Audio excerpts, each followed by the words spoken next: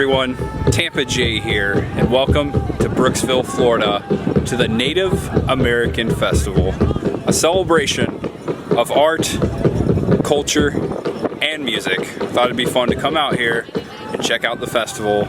Take you along with me, of course. I appreciate you being here. Let's take a walk around and see what we can find. Being composed and they were being made, they actually started to put tricks in these songs. Have these songs that were sung at the Battle of Little Bighorn. You know, have these different songs, you know, ceremony songs that have been going on for hundreds of years because they're passed down generationally. You can't learn them at school. You can't learn them in a college. You know, it has to be passed down. So each one of these songs that we sing have a meaning. They have a purpose. When the women come out here and dance, there's specific songs that we sing for them. When the men come out here and dance, there's specific songs that we sing for them. When our warriors dance, when we want to honor our warriors, there's specific songs that we sing for them because they're warriors. They've seen combat. They've seen battle. So we have specific songs for them to honor them. That's one of the big things about Native American people in our culture is that we hold our warriors very high. We're very proudful of our warriors no matter what. You know, some of these people that came back from war, the Vietnam War, were criticized. And they were looked at, they were looked down upon, like they did something wrong. When our warriors came back, they were honored because they did what they had to do. They fought for our people. So we have songs for them. We sing them today. We sing them. As a matter of fact, at powwows, when you go to these events, when you go to powwows, we have a grand entry. We bring in flags. We bring in an eagle staff. The eagle staff always comes in first to ceremonial bird. Because we use these feathers in ceremony. You know? So that comes in first, and the first thing that comes behind it are our POW flags and our American flags and the Canadian flag. Those come in behind it. We honor that. And then our warriors, all of our veterans, they come in behind that. And then all of us people follow those warriors in. And that's the protocol that we have today. So, ladies and gentlemen, if you yourself have served this country or have a relative that served this country, please give yourself and them a round of applause. We thank you for your service. Thank you.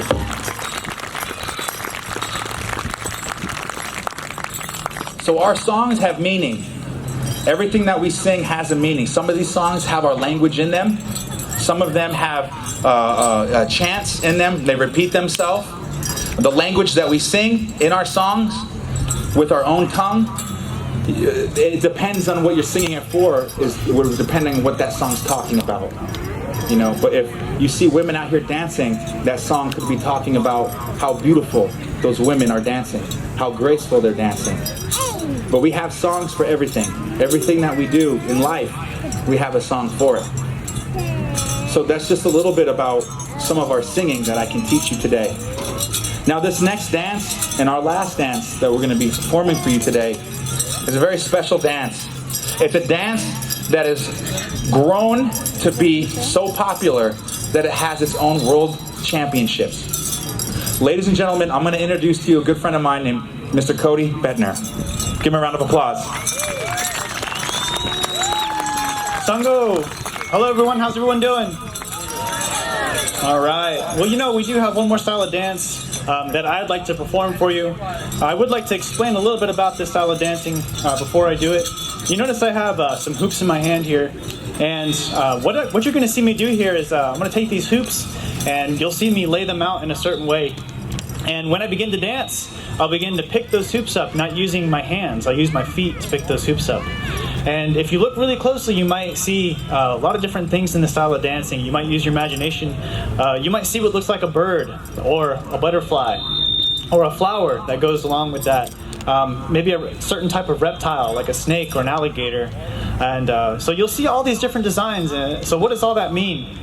Well, you know, a long time ago, this style of dancing, maybe about 100 years ago, it didn't really exist. This is actually a relatively new style of dancing. It came from the Southwest. It came from the tribes like the Navajo and the Hopi.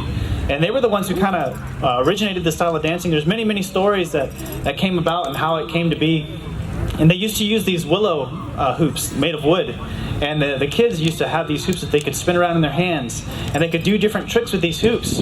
It would even give them the ability to get their weapons, make their weapons more useful. They could get better with their weapons. They would throw those hoops up in the air, and they would try and shoot their bows and arrows through it, or throw their spears through it. They could get really good at using their weapons. About the turn of the century, there was a man named Tony Whitecloud. And he was kind of the first person that started doing this style of dancing. And he took all those kids' hoops and he started to dance with them. He kept his feet in time with the beat of that drum. Like all of our dances, it's very, very important. And as he was dancing, he picked those hoops up using his feet. He didn't use his hands. He used his feet to stay close to the ground, stay close to Mother Nature. And he started creating all those different things. He thought about, all the different things that we see here on the earth, and how everything is connected, all those different animals, and how we take things from nature. And eventually, we give our bodies to nature, and somebody will, or something will take, what they need from us. All of our lives, they're in circles. There's really no beginning and no end to a hoop. So when we're born, we take what we need from that earth, and then eventually we'll die. We'll give our bodies to the earth again, and it'll give that another organism something to feed upon, to grow. And so it never breaks. It keeps going. The circle is never ending. And so that's what this dance is all about. It's a celebration of life. And you'll also notice that in this dance, every once in a while, I'll create a ball like you see here. And this ball actually represents the earth. All the different animals and all the different designs that you'll see me create, it comes from the earth. And this is where we live. This is our home. And so this is where we should, we should take care of the earth. This is where we do our dancing and celebrations. Because you never know, one day the earth, it might just decide to shake us off. And then it can keep going with its life. Be done with the abuse.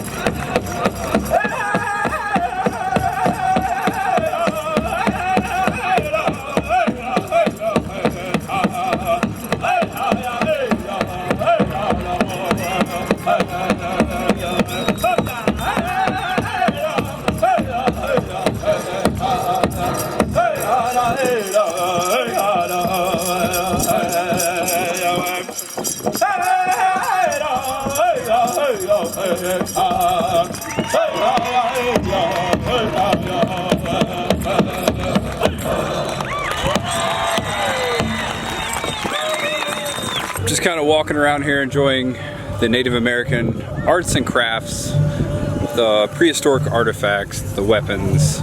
That's really cool. It's really cool to see this. It's been a while. When I was growing up, my grandfather collected and specified in dealing in Native American artifacts, and it was quite a journey traveling with him to shows and stuff. So this is bringing back some memories.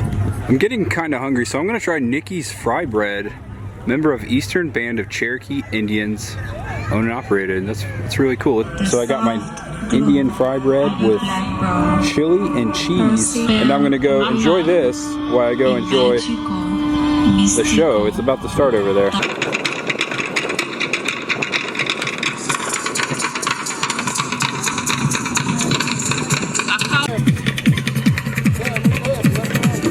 There we go, nice and slow. And we're gonna bring it up to speed, just a tad. Woohoo! Looks good from here.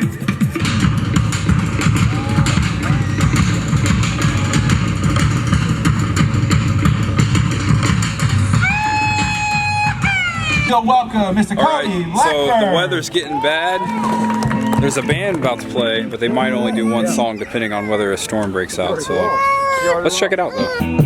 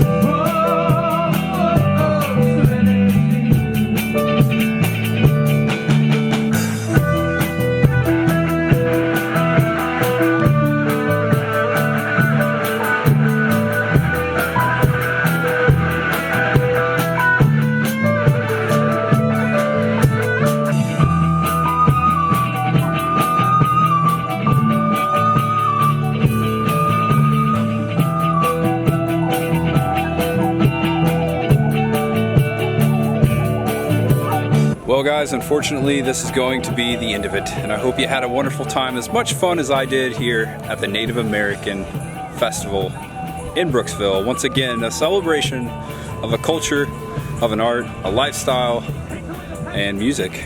It was awesome. I really appreciate what they do here and to celebrate, and you know, not a lot of people really do that anymore with Native American history, which is very sad in my book, because it is a very important part of our culture here in the United States. Something that I wish was taught more in schools, and I hope if you ever experience a Native American festival in your neck of the woods, I hope you go out to it and check it out. You'll have you'll have a great time. Well, the storm's coming in and it's starting to rain.